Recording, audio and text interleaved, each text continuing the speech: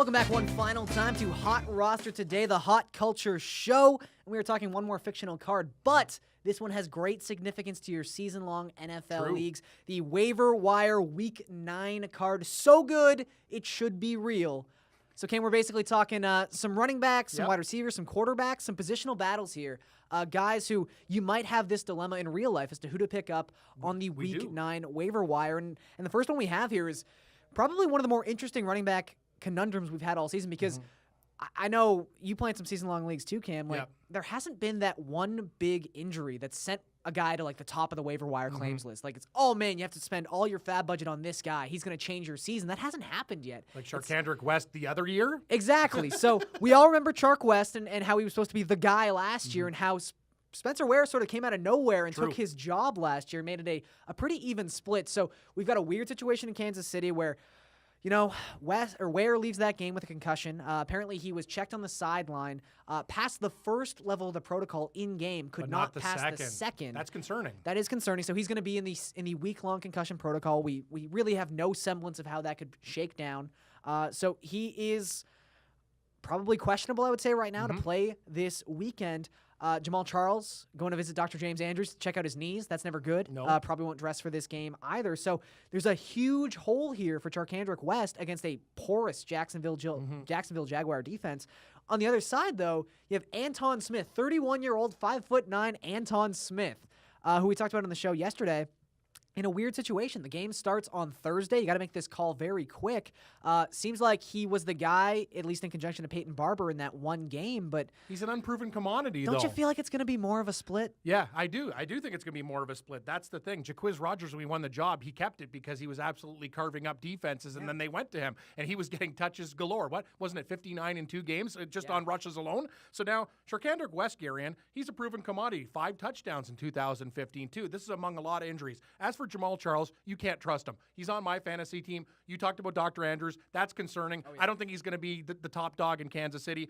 I like the fact that West has been there, done that, and he's a guy that you could ride into the sunset. He can get hot with the Chiefs' offense. I think West is proven. I would take him over Smith. Yeah, I think people are going to look at the snap count that we talked about yesterday and see that, he played the 22 snaps to Peyton Barber's 3 in the game against Oakland. But even still, if I'm going to say something like he's only been on this team for 2 weeks, I know he's got the connection with Cutter, but that doesn't mean anything. He's 5'9", 180. Now people can say, "Oh, Jaquiz Rogers is small." Jaquiz Rogers is like 210. Yeah, he's a big dude. He's a bowling ball. He can run between the tackles. I don't think Anton Smith can do that. So I'm going to take Charkandrick West in a pretty good matchup. Kansas City too. Their running backs this season have averaged 4.86 yards per carry. And where they were in the league, the Pussycats, aka Jaguars. Yeah. So I think this one's Charkandrick West. Now let's move to 2 wide receivers who won't help you in Week 9. They're both on bye, but had in very intriguing matchups during Week 8. Jamison Crowder versus J.J. Nelson. Nelson, 2 touchdowns in garbage time against the Panthers,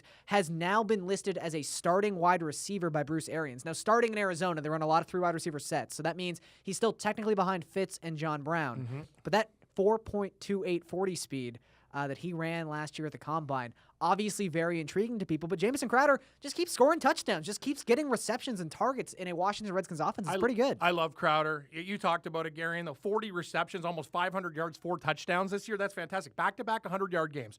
7 catches, 108.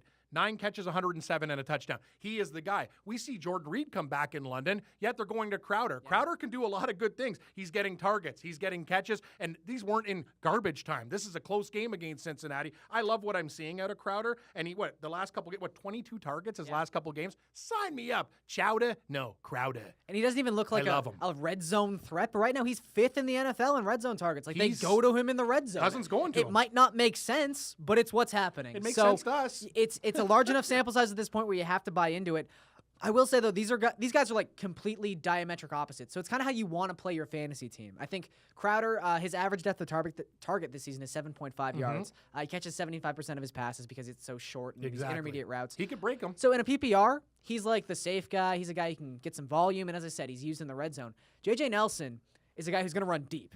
And his ADOT right now is 19 yards per target. And we know Carson Palmer loves to throw it deep. He so does. Make it or break it. He's going to have that game, and he's going to have that only a couple catches, but then maybe both bombs for touchdowns. So I think in a standard league, in standard formats like HotRoster, I think that Nelson might have a little more value here than Crowder. But I like Crowder a lot too. Let's go to 2 streamable quarterback options on the waiver wire this week.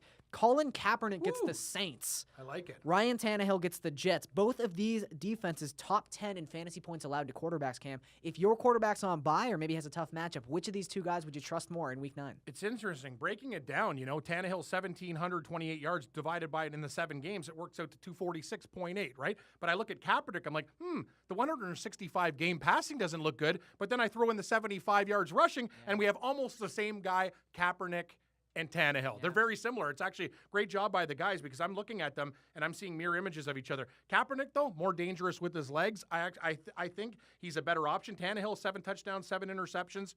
I lean Kaepernick.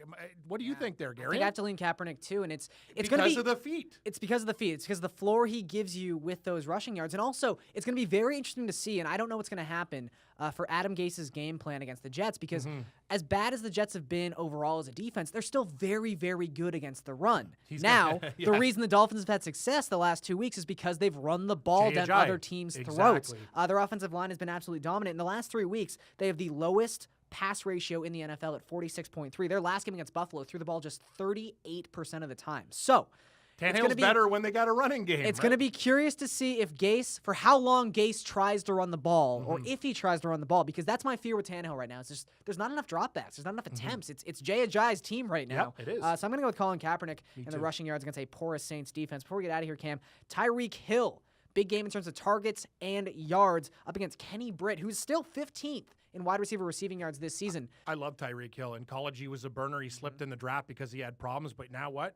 On Kansas City, too, just because you're number 3 on the depth chart doesn't mean you can go to number 1 with Jeremy Maclin, right? Sure, he had the touchdown. But I'm telling you, Tyreek Hill, he's already got 4 touchdowns, Gary, and so he's getting in the end zone as well. As for Kenny Britt, sure, he's got 300 more yards on the season, but those 2 touchdowns came in 1 game against the Lions. Yeah. Other than that, he's just a yards guy. With Hill, we have the potential for touchdowns. So when we're talking about HotRoster, and I like the way Hill, his progression's going up, I think Tyreek Hill's the better option. Like, we don't know if Alex Smith is healthy, and even if he is, he's not someone who's going to chuck it deep. That's kind of what I want to see with Tyreek Hill, some shots down the field. Alex Smith ain't taking shots.